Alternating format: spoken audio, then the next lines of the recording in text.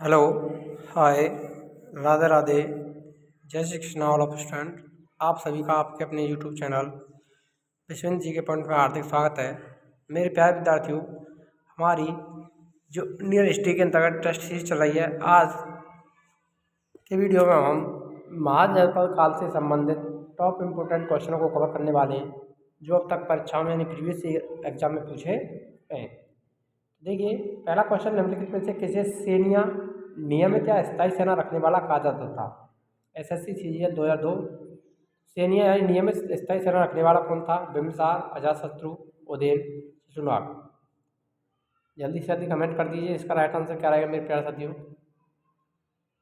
तो सैन्य या नियमित स्थायी सेना रखने वाला कौन था?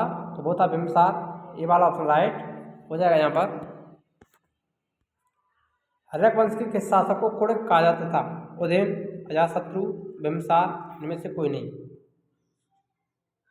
जल्दी से जल्दी कमेंट कीजिए कि हर्यक वंश का कौन सा शासक था जिसे कुड़िक कहा जाता था। तो देखिए, इसका जो राइट आंसर रहेगा, कुड़िक किसे कहा जाता था? अजातशत्रु। बी वाला ऑप्शन राइट हो जाएगा यहाँ पर। निम्नलिखित में से मगध का कौन सा राजा सिकंदर महान के समकालीन था? एसएससी स्टेनोग्राफर परीक्षा 2011। सिकंदर के समकालीन कौन सा शासक था मगध का? चंद्रगुप्त मौर्य, महापद्म नंद, गणानंद, शोकपाल। तो कौन सा था मेरे प्यारे साथियों? मगध का कौन सा राजा सिकंदर के समकालीन था? तो वो था गणानंद। वाला ऑप्शन राइट हो जाएगा यहाँ पर। इनमें से कौन सा एक सिकंदर के आक्रमण का प्रभाव नहीं है? इस आक्रमण ने भारत और यूनान के बीच प्रत्यक्ष संपर्क स्थापित कराया। इस आक्रमण ने पश्चिमोत्तर भारत में यूनानियों की स्थापना का मार्ग प्रशस्त किया। सिकंदर अनेक उपनिवेशों की स्थापना के लिए उत्तरदायी था। उसने भारत को यूनान की रियासत बनाया। तो कौन सा कथन सही नहीं है, ये पूछा गया यहाँ पर। तो देखिए, यहाँ पे जो राइट आंसर रहेगा वो कौन सा हो जाएगा मेरे प्यारे साथियों?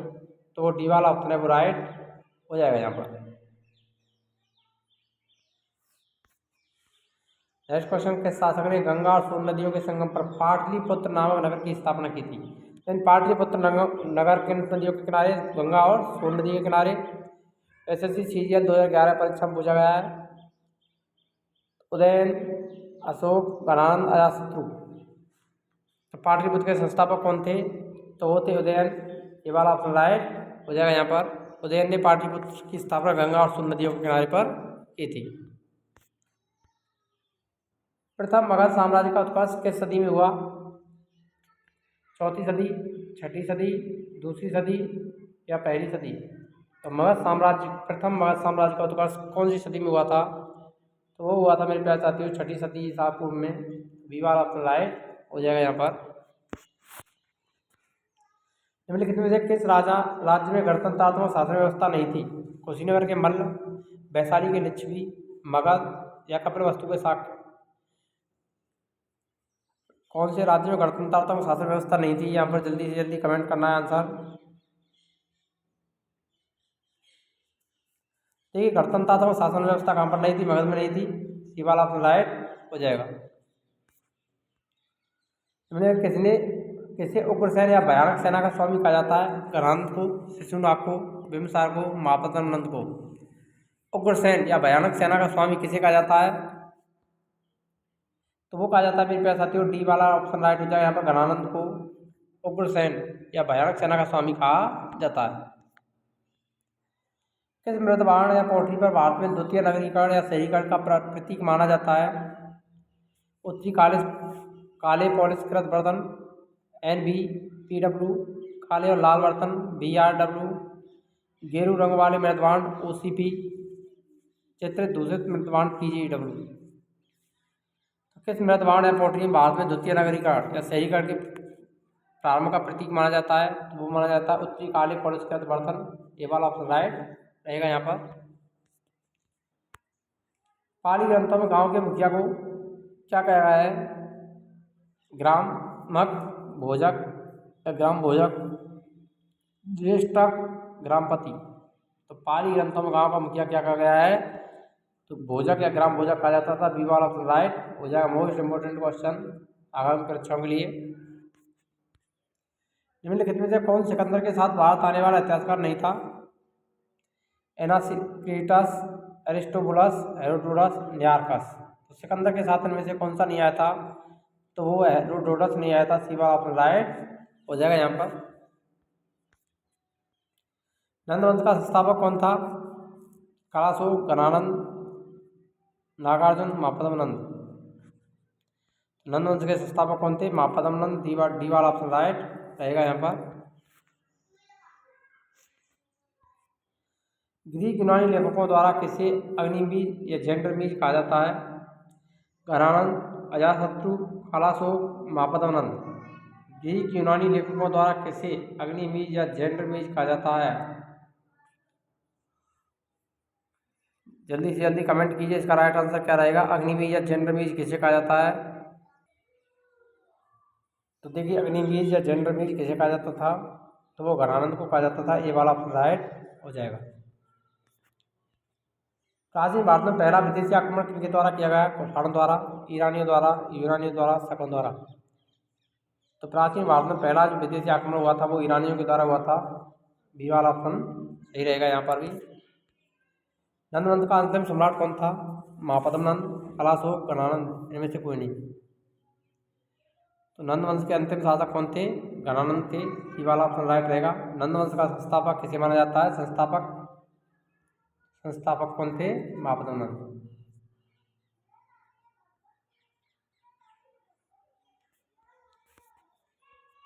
भारत में सिक्कों और मुद्रा का प्रचलन कब हुआ?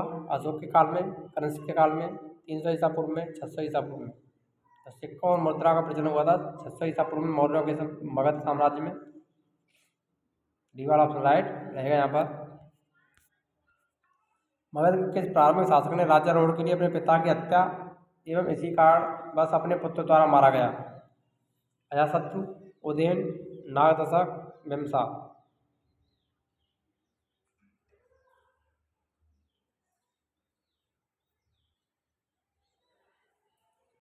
जल्दी से जल्दी कमेंट कर दीजिए, इसका राइट आंसर क्या रहेगा प्यारे साथियों?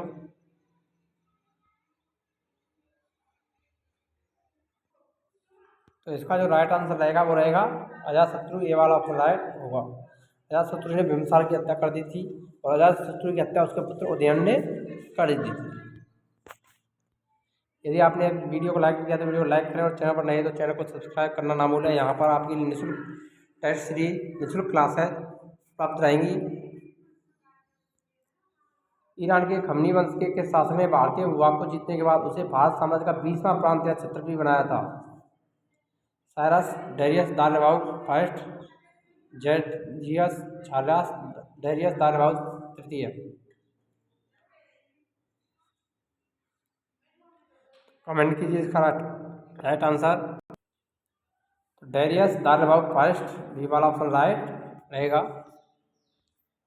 विश्व का पहला गणतंत्र वैशाली में किसके द्वारा स्थापित किया गया? नंद, गुप्त, लिच्छवी या मौर्य? तो पहला गणतंत्र वैशाली में किसके द्वारा स्थापित किया गया? तो लिच्छवियों द्वारा। सी वाला ऑप्शन सही हो जाएगा यहाँ पर। हाइडेस्पीस या बेतिस्ता आधुनिक झेलम नदी का युद्ध 326 बीसी में किन किन शासकों के मध्य हुआ? सेल्यूकस, चंद्रगुप्त मौर्य, गणानंद, सिकंदर, आम्बी के मध्य, सिकंदर और पोरस के मध्य।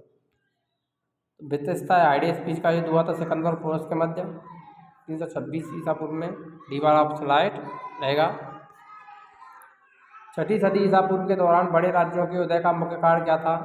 उत्तर प्रदेश और बिहार में व्यापक पैमाने पर लोहे का उपयोग, जनजातीय समाज में अधिक व्यवस्थित जीवन का मार्ग प्रशस्त करना, व्यापार और वाणिज्य का उल्लेखनीय विकास। में से कोई नहीं। इसका जो राइट आंसर है उत्तर प्रदेश में, बिहार में व्यापक पैमाने पर लोहे का उपयोग। ये वाला ऑप्शन सही हो जाएगा यहाँ पर।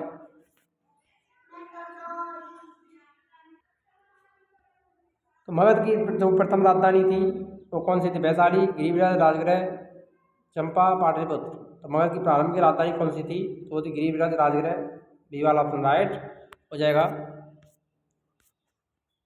नेक्स्ट क्वेश्चन, मगध सम्राट बिम्बिसार ने अपने राजवैद्य जीवक को किस राज्य के राजा की चिकित्सा के लिए भेजा? कौशल, अंग, अवंती या वैशाली? तो किसकी चिकित्सा के लिए भेजा था? तो अवंती के शासक। सी वाला ऑप्शन राइट रहेगा। किस शासक ने अवंती को जीतकर मगध का हिस्सा बना दिया?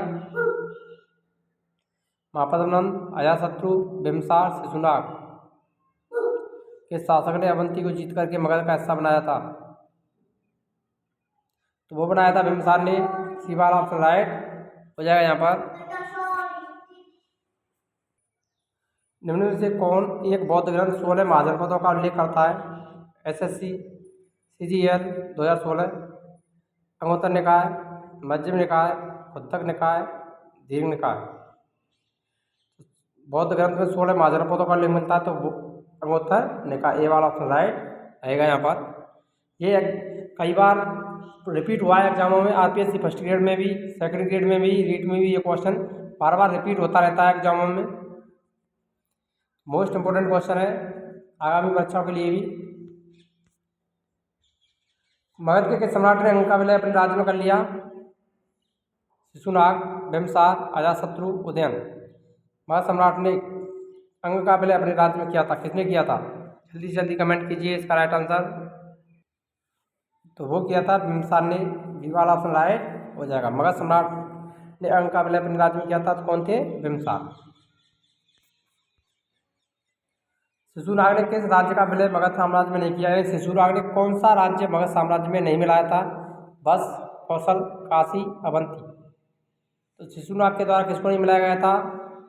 तो वो काशी को नहीं मिलाया गया था, सी वाला ऑप्शन राइट हो जाएगा यहाँ पर। निम्नलिखित में से कौन एक मगध साम्राज्य की राजधानी नहीं रहा? गिरिब्रज, राजगढ़, पाटलिपुत्र, कौशाम्बी। तो मगध साम्राज्य की राजधानी गिरिब्रज भी थी, राजगृह भी था, पाटलिपुत्र भी, लेकिन कौशाम्बी नहीं थी। तो डी वाला ऑप्शन यहाँ पर राइट हो जाएगा। ईरान के खमनी वंश के किस शासक ने भारतीय भूभाग को जीतने के बाद उसे भारत साम्राज्य का 20वां प्रांत या क्षत्रप घोषित किया था? ये तो क्वेश्चन रिपीट हुआ है तो इसका आंसर डेरियस प्रथम, दार्याभाऊ फर्स्ट, ये वाला ऑप्शन राइट रहेगा। काशी और लिच्छवी का विलय मगध साम्राज्य में किसके द्वारा किया गया? बिम्बिसार, अजातशत्रु, उदयन, शिशुनाग। काशी और लिच्छवी का विलय मगध साम्राज्य में किसने किया था? अजातशत्रु ने किया था, बी वाला ऑप्शन राइट हो जाएगा। मोस्ट इंपोर्टेंट आगामी परीक्षाओं के लिए। हेडिस्पीस, वित्तिस्ता का युद्ध, आधुनिक झेलम का युद्ध। तो ये भी क्वेश्चन रिपीट हुआ है, इसका भी राइट आंसर सिकंदर और पोरस के मध्य, सी वाला ऑप्शन राइट हो जाएगा यहाँ पर। 323 ईसा पूर्व में सिकंदर महान की मृत्यु कहाँ हुई थी? मैसिडोनिया, तक्षशिला, फारस, बेबीलोन। तो सिकंदर की मृत्यु कहाँ पर हुई थी? वो हुई थी बेबीलोन में, डी वाला ऑप्शन राइट रहेगा। किस शासक द्वारा सर्वप्रथम पाटलिपुत्र का राजधानी के रूप में चयन हुआ? जल्दी से जल्दी कमेंट कीजिए। पाटलिपुत्र का राजधानी के रूप में चयन किसके द्वारा किया गया? उदयन, कनिष्क, अजातशत्रु, कलाशोक। तो वो किया था उदयन ने, ये वाला ऑप्शन राइट हो जाएगा। पाटलिपुत्र की स्थापना की और पाटलिपुत्र को राजधानी बनाया था। सिकंदर के आक्रमण के समय उत्तर भारत पर निम्नलिखित राजवंशों में से किस वंश का शासन था? कंडम, नंद, मौर्य या शुंग। सिकंदर के आक्रमण के समय उत्तर भारत पर निम्न में से कौन से राजवंश का शासन था? तो वो था नंद वंश, बी वाला ऑप्शन राइट हो जाएगा। 16 महाजनपदों की सूची कहाँ पर मिलती है? ये भी क्वेश्चन रिपीट है। तो वो हुआ था अंगोत्तर निकाय, सी वाला ऑप्शन राइट हो जाएगा। निम्नलिखित में कौन एक ईसाई पूर्व 6वीं सदी में प्रारंभ भारत का सर्वाधिक शक्तिशाली नगर राज्य था? गंधार, कंबोज, काशी, मगध। 6वीं सदी में मगध शक्तिशाली नगर था। अभिलेखीय साक्ष्य से प्रकट होता है कि नंद राजा के आदेश से एक नहर खोदी गई। तो कौन सा अभिलेखीय साक्ष्य है? कलिंग में, मगध में, अंग में, बंग में। तो वो कलिंग में नंद राजा के आदेश से एक नहर खोदी गई थी। तो कहाँ खोदी गई थी? कलिंग में, ये वाला ऑप्शन सही हो जाएगा। पहला ईरानी शासक जिसे भारत के कुछ भागों को अपने अधीन किया था? कोम्बिसस, डेरियस, जर्जियस, चार्लस या साइरस। तो वो कौन थे? डेरियस, बी वाला ऑप्शन सही हो जाएगा। उज्जैन का प्राचीन नाम क्या था? Kalkuvaj, Dankatak, Avantika, Takshashila. Most important question repeat होता रहता है। तो अवंतिका, सी वाला ऑप्शन सही रहेगा यहाँ पर। महाजनपद काल में रेडियो के संचालक को क्या कहा जाता था? श्रेष्ठ जट्ठा ग्राम भोजक या श्रेष्ठिन, तो क्या कहा जाता था, वो कहा जाता था श्रेष्ठिन। डी वाला ऑप्शन सही रहेगा यहाँ पर। मोस्ट इंपोर्टेंट क्वेश्चन आगामी परीक्षाओं के लिए। गृहपति का क्या अर्थ है, धनी किसान, धनी व्यापारी, धनी व्यक्ति, इनमें से कोई नहीं। तो धनी किसान, ये वाला ऑप्शन राइट हो जाएगा। और वीडियो अच्छी लगे तो वीडियो को लाइक करें और शेयर करें, ताकि प्रत्येक विद्यार्थी जो आर्थिक तंगी के कारण टेस्ट लोग नहीं ले पाते हैं, क्लासेज नहीं ले पाते हैं, उनके लिए बहुत ही इंपॉर्टेंट क्लासेज रहेंगी। यहाँ से RPSC first grade, second grade, REET all competition exam के लिए आप अपनी तैयारी को बेहतर बना सकते हैं। मिलते हैं नेक्स्ट वीडियो में, तब तक के लिए जय हिंद, राधे राधे, जय श्री कृष्ण।